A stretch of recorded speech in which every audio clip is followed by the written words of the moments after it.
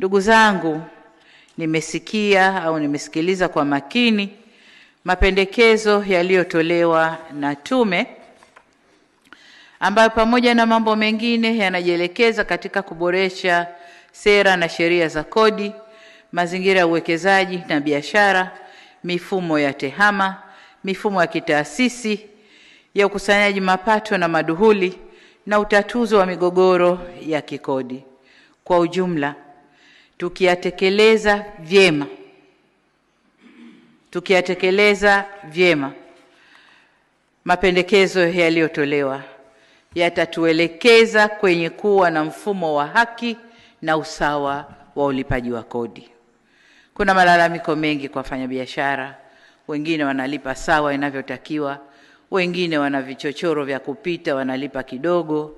Sasa mapendekezo haya yatatuelekeza huko kuwa na kodi ya haki na usawa kwa kila mfanya biashara kwa kiwango cha biashara anachokifanya, na sio wengine wakubwa, wengine ndio wenye nchi hawalipi, wengine sio hivyo.